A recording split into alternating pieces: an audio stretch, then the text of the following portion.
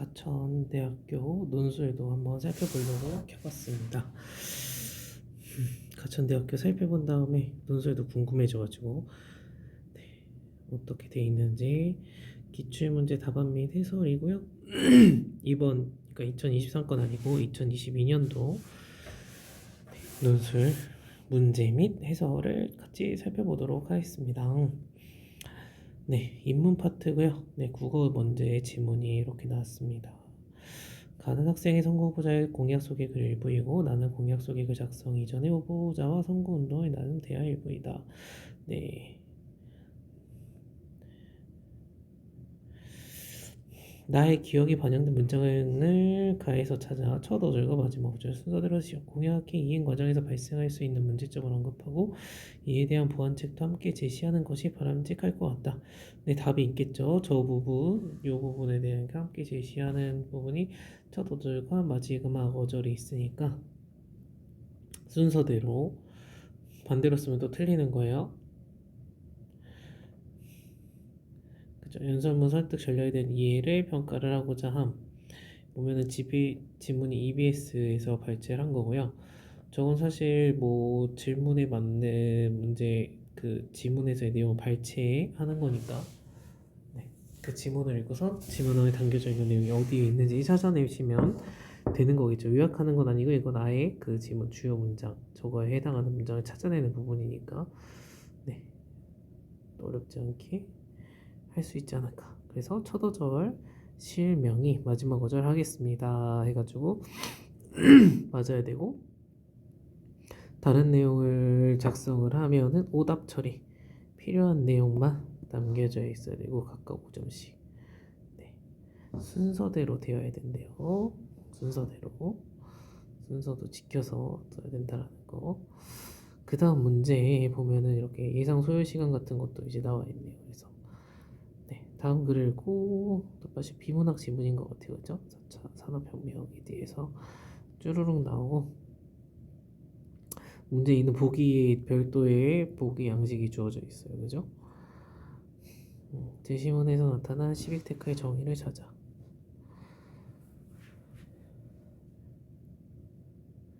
정의에서 찾아 서술하시오. 네, 이것도 마찬가지로 EBS에서 발행 연도랑 쪽수까지 딱 나와 있어요. 그래서 그 국어 지문의 지금 난이도가 보면은 EBS 지문에 나와 있는 내용들로 네, 되어 있고 EBS에서도 네, 수능 완성에서 나왔네요. 수능 완성 아까 그것도 그런가? 아까 그걸 안 봤는데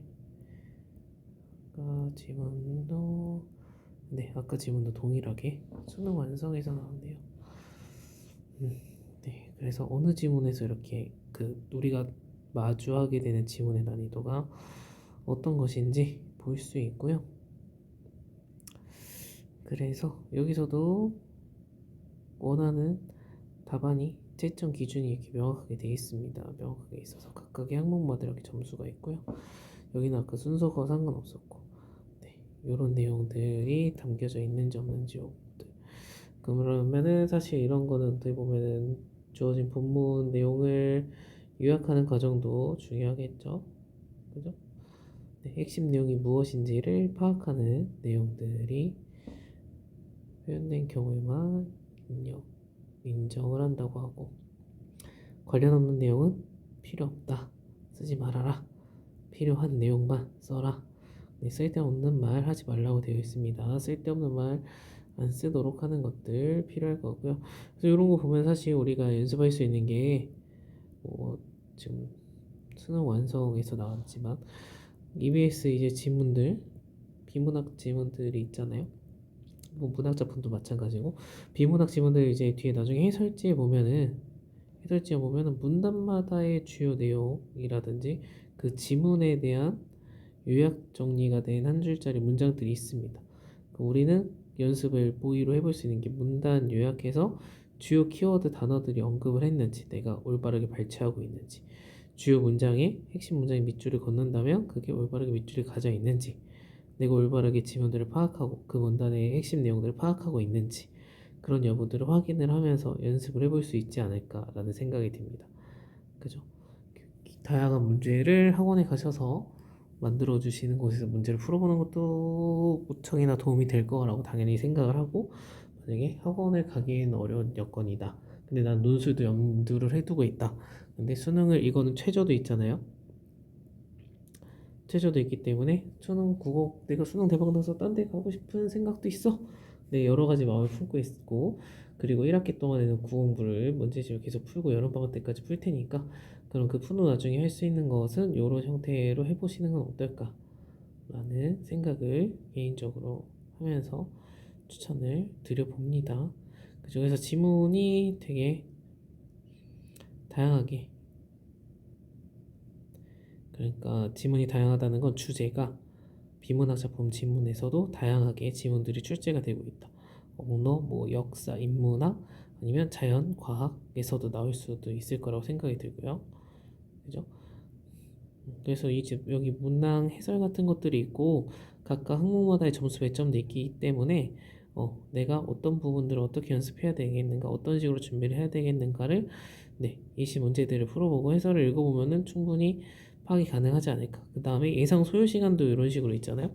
그럼 지문의 분량을 보고선 여러분들이 읽고서 내용 요약해보는 데 있어서 요 안에 가볍게 이루어지는가, 셀프 테스트를 할 때 그런 부분들 여러분들이 스스로 충분히 피드백을 해볼 수 있는 부분이지 않을까라고 생각을 합니다.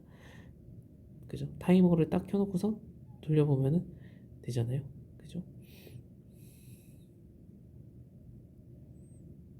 네, 명제에 관한 질문도 나오고, 문학 작품도 나왔네요. 문학 작품도 나왔어요. 문학 작품 나왔어요. 그죠? 네, 꼭 비문학 지문만 나오는 것은 아니네요.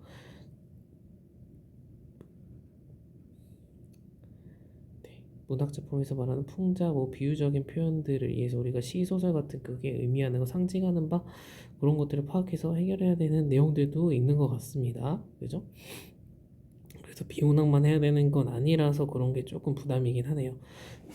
공부해야 되는 국어의 범위가 굉장히 제약이 없이 다 해야 되는 부분들이네요. 그죠? 고전 소설부터 해서 다 해야 되네요. 문학, 비문학 상관없이. 비문학만 나오면 조금 더 공부가 수월할 텐데 뒤에 후반부에는 다 문학 작품에서 문학 작품에서 지금 다 그 문제들이 출제가 되어가지고 이거는 해설을 보면서도 되게 자세하게 좀 이해에 대한 부분이 필요할 것 같습니다. 문제에 대한 이해들이. 그 다음에 수학 1, 2, 인문에서 수학 1, 2. 정의역, 치역, 함수, 역함수, 적분의 활용이 얘도 수능 완성 문제는 수능 완성 문제이기 때문에 기본적으로 기초 문제라고 해도 그렇게 녹록지만은 않을 것이다. 라고 생각을 합니다. 그래도 가볍게 지수 같은 거는 좀 풀라고 내준 문제들이 있겠죠. 부분 집합으로 해서 구하는 과정을 서술하시오. 수리, 모의 수리를 논술이네요. 주관식 형태의 답 쓰는 형태로. 수학도 출제 범위가 어떻게 되는지 한번 봐야 될 것 같고요. 원투면은 원투 부분을 다 수능 특강, 수능 완성 이런 거는 다 하셔야 된다. 그 정도 난이도까지 해야 된다라는 게 깔려 있게 되겠네요. 그죠? 수학 때문에 좀 점수가 되게 생각보다 인문 점수가 낮을 거라고 생각이 들기도 하네요. 수학 자체를 어려워하시는 친구들이 너무 많기 때문에 그죠? 사인 코사인 나오고 하는 순간 한숨과 함께 접으실 분들이 많기 때문에 학수열도 학생들이 별로 안 좋아하는 유형 중에 하나인데 그냥 단순히 더하기 빼기로 나오지 않았네요. 몇 항까지 합으로 나오지 않았네요. 다 머리를 써야 되는 응용이 기본적으로 베이스가 깔려있네요. 이게 확실히 수능 완성해서 출제되다 보니까 그냥 뚝딱 이런 느낌은 아닌 것 같습니다. 문제가. 이제 물론 수학 공부를 해서 익숙한 친구들이면 모르겠는데 이 정도 단어까지 나오면 이때 이제 다루는 부분의 자체에서 수포자가 워낙 많기 때문에 그래서 인문계열인 친구들 같은 경우에 수학 준비가 좀 부담으로 다가올 수 있지 않을까라고 생각이 드네요. 미적분과 이런 것들을 보니까.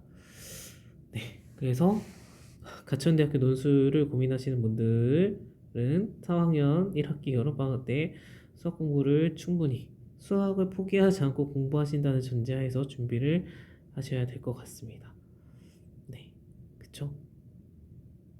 미적분과 삼각함수와 네, 다양하게 그러니까 난이도가 완성이기 때문에 수능 완성이 지금 다 출제 기본 베이스로 되어 있으니까 그걸 생각해서 여러분들이 준비해야 되는 수준도 어느 정도까지구나.